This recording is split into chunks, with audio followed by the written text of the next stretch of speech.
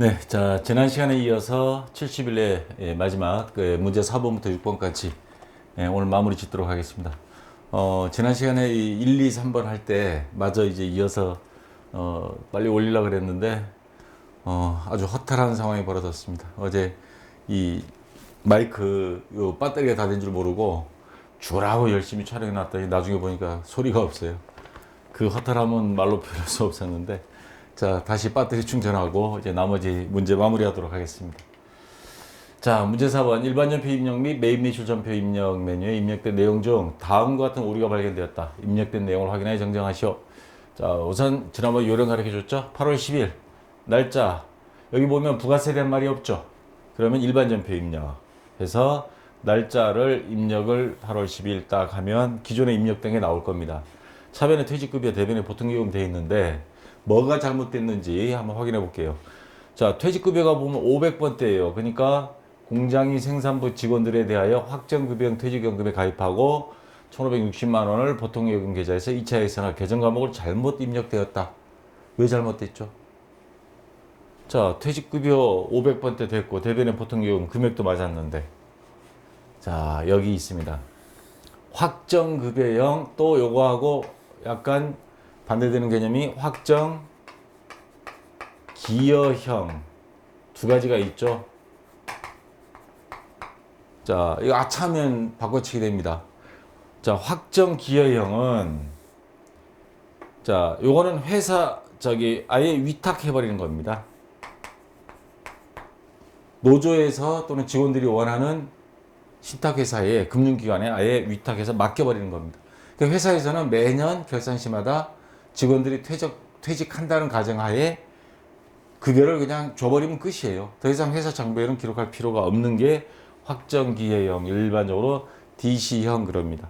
그래서 차변의 퇴직급여, 대변의 보통요금 지금 그렇게 처리했는데, 지금 이거는 확정급여형으로 하라 그랬거든요. 월급 주듯이 회사에서 관리하겠다는 겁니다. 이 퇴직금은. 그래서 DB형 그럽니다. 확정급여형. 이거는 퇴직연금 불입 시 퇴직연금 운용자산에서 회사에서 별도의 직원들 자산인데 우리 회사에서 관리한다 해서 퇴직연금 운용자산이라는 개정 과목으로 만들어 주는 겁니다. 그래서 대변의 보통요금은 똑같고요. 그러니까 요 508번 퇴직급여가 퇴직연금 운용자산으로 해야 되는데 확정기여형으로 잘못 처리를 했던 거죠, 직원이. 그럼 요거를 바꿔주면 되는데, 자, 바꿔줬을 때,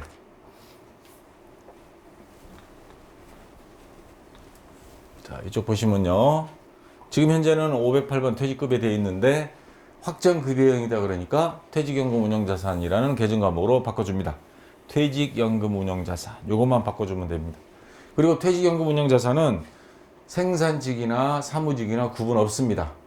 자, 다 똑같이 186번? 예. 요 번호로 딱 하나밖에 없습니다. 퇴직하고 검색해 보면. 그래서 이걸로 개정 과목만 바꿔주면 되고요. 다시 한번 정리하지만 직원들 급여 주듯이 확정급여형이다. 급여라는 말이 들어가면 회사에서 관리한다. 그래서 퇴직연금 운용자산. 자, 기여형, 급여형이 아닌 기여형 하면 아예 퇴직 운용, 투자 신탁이라든가 금융기관에 퇴직금을 맡겨버리고 회사에서는 그냥 퇴직급여 퇴직했을 때처럼 처리해버리면 이걸로 완전히 종결된 겁니다. 나중에 직원들이 퇴직할 때는 투자 신탁이라든가 금융기관에 가서 직원들이 서류를 제출하고 퇴직금을 받으면 됩니다.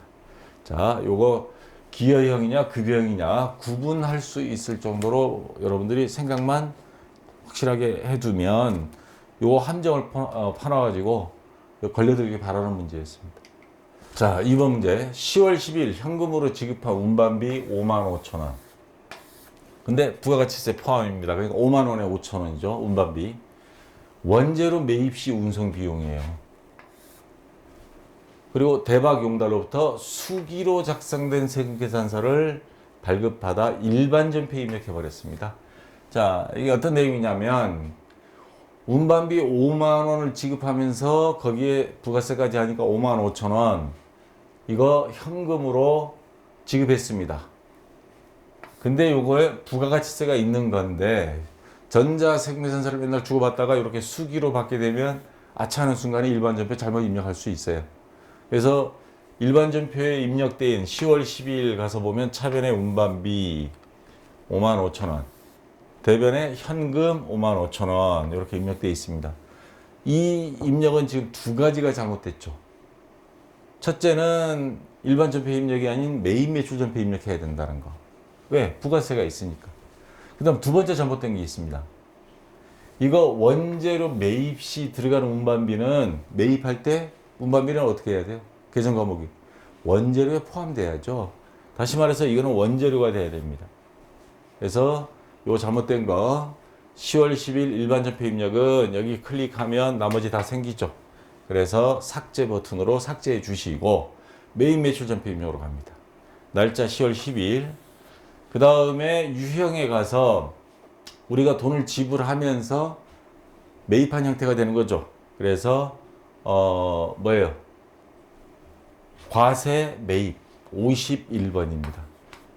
51번 과세 매입. 품목에 가서는 운반비 이렇게 적어도 되고요. 자, 그 다음 공급가액은 5만원에 부가세 5천원이죠. 5만원 5천원. 거래처는 대박 용달입니다.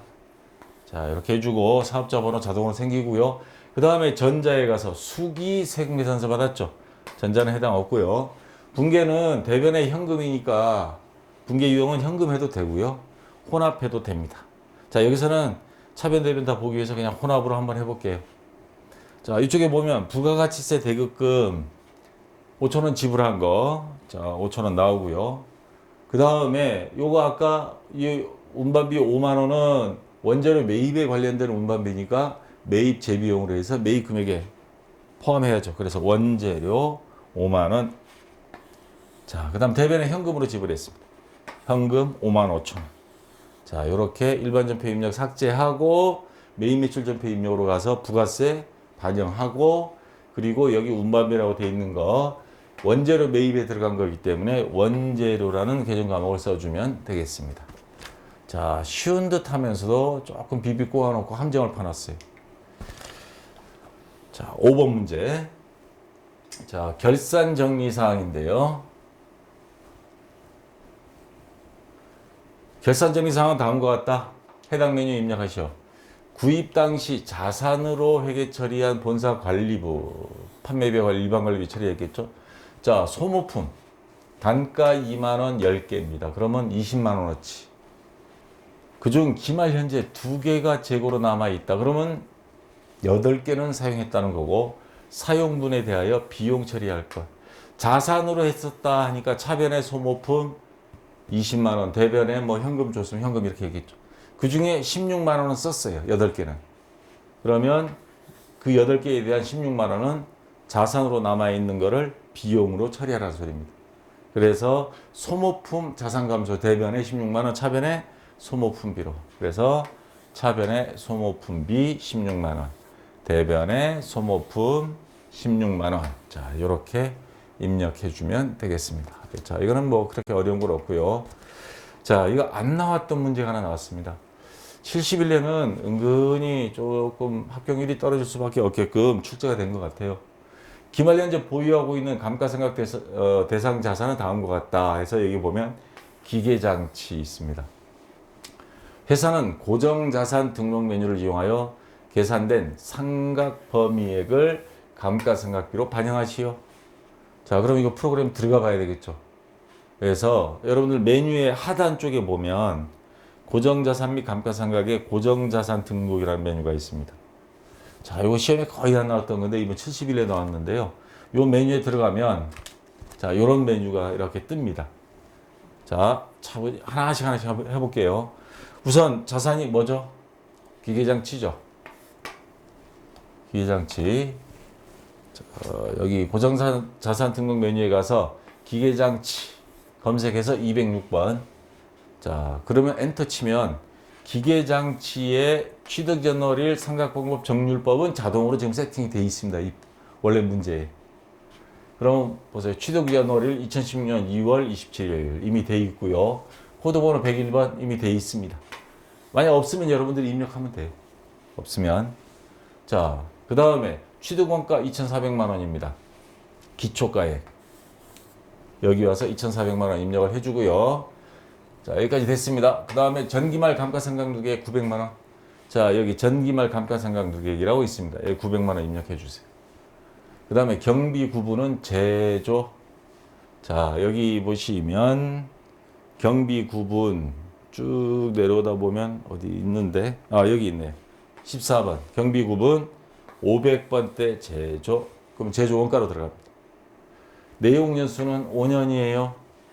자, 여기 보시면 내용 연수, 상각률 이렇게 있습니다. 내용 연수 5년. 그 다음에 상각률은 자동으로 뜨고요. 상각 방법, 정률법, 상각 방법 어디 있나요? 여기 이미 돼 있죠. 예. 그래서 엔터 치면, 자, 이 문제에서 뭐를 요구했냐면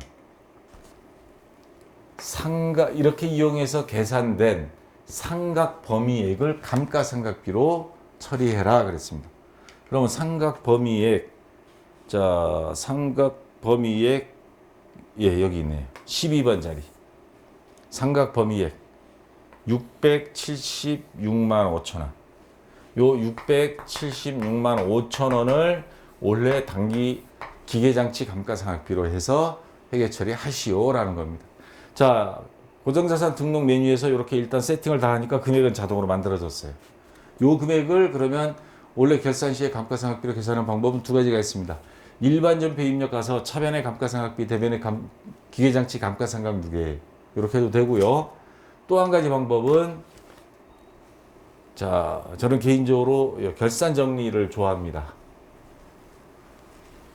자, 결산 자료 입력 가서, 자, 500번대죠. 여기 기계장치, 여기 있습니다. 자, 676만 5천 원. 아까 요 금액. 요 금액을 여기다가 입력을 해주면 되겠습니다. 자, 그래서 반드시 해야 될 거, 전표 추가. 이거 반드시 해줘야 됩니다. 자, 여기 제조 원가 분야에 가서 기계장치에 요거 입력해주고, 전표 추가, 그 다음에 입력하시겠습니까? 예 하면, 그 다음에 일반 전표 입력 12월 31일 가서 한번 입력된 거 확인 한번 해봤어요. 여기 결차 결대 518번 감가상각비 676만 5천 원. 그 밑에 기계장치 감가상각누계액 금액이 이렇게 생성이 되어 있습니다. 전표 추가 눌러야 이게 나타납니다. 그리고 어떤 분들이 결차 결대 차변 내변 이거 달라도 되나요? 그러는데 결산자료 입력에서 누른 건 다 결차 결대로 처리가 되고요. 일반 전표 입력에서는 기말 상품 재고액은 얼마이다 해서 그 재고액에 대한 상품 매출원가, 상품 요것만 결차 결대고 나머지는 그냥 차변 대변해도 상관은 없습니다. 자, 그래서 이렇게 해서 입력을 결산자료 입력에서 해주든가 일반 전표 입력에서 차변 대변으로 입력을 해주든가 요 금액만 잘 처리해주면 되겠습니다. 자, 그 다음 3번 문제. 결산일 현재 재고자산이 기말 재고액은 다음과 같다 해서 세 가지가 나왔습니다. 원재료 350, 제공품 730, 제품 2620만 원. 자, 전부 다 제품에 대한 거, 판매비와 관리비 쪽 말고 제품 쪽에 쭉 내려오다 보면 매출원가에 원재료비 나와 있고 여기에 기말 원재료 재고액. 요 자리 오른쪽에 입력하게 되어 있습니다. 자, 350만 원 원재료 입력하고요. 그 다음에 제공품하고 제품은 단기 총제조 비용 그쪽에 보면 기말 제공품 재고액이 있습니다. 여기에 가서 요거 730만 원. 그 다음에 기말 제품은 단기 완성품 제조원가 밑에 기말 제품 재고액 2620만 원. 요 금액 이렇게 입력해주고 그 다음에 뭐예요? 전표 추가. 자, 이렇게 해주면 되겠습니다. 자, 이건 어려운 거 없고요. 자, 조회 문제인데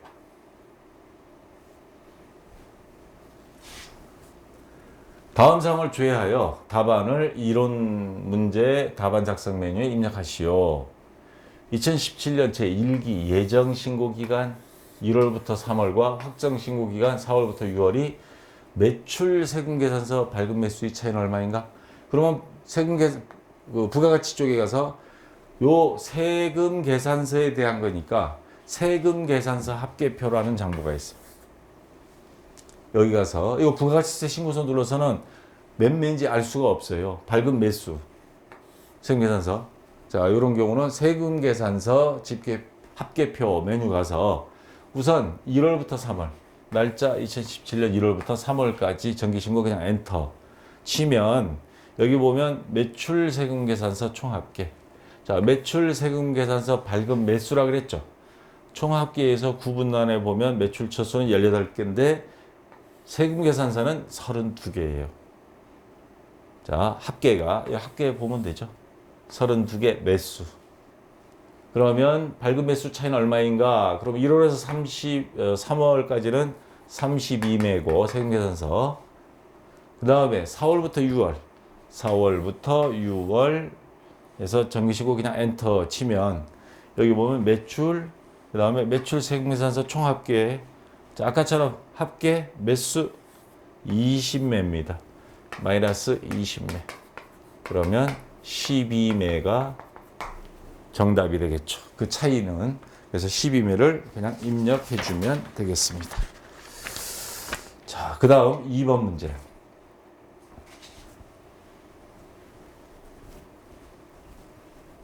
(2017년) 상반기 1월에서 6월 중 제품 매출액, 제품 매출 가장 많은 달과 그 금액. 정답 2개 입력해야죠. 자, 제품 매출 그러면 특정한 계정 과목입니다. 계정 과목이면 계정별 원장 해도 되고요. 총계정 원장. 둘 중에 하나, 둘 다 됩니다. 근데 월끼리 비교할 거예요. 1월부터 6월이면 총계정 원장이 빠릅니다. 그래서 총계정 원장 1월부터 6월, 그 다음에 제품 매출부터 제품 매출까지 엔터 치면 자 1월부터 6월까지 월별로 제품 매출액 대변에 있겠죠. 쭉 있습니다. 이 중에서 가장 많은 달과 금액 요거죠. 5억 9,205만 원인가요? 6만 원인가요? 예. 5억 9,205만 원입니다. 이 글자가 잘 안 보이네요. 5만 원. 그래서 1월 그다음 금액은 5억 9,205만 원. 요 금액을 입력해 주면 되겠습니다. 자, 3번. 2017년 제1기 예정신고기간 1월부터 3월입니다. 공제받지 못할 부가가치세 매입세액은 얼마인가? 자, 어느 장부를 봐야 되냐? 부가가치세 신고서.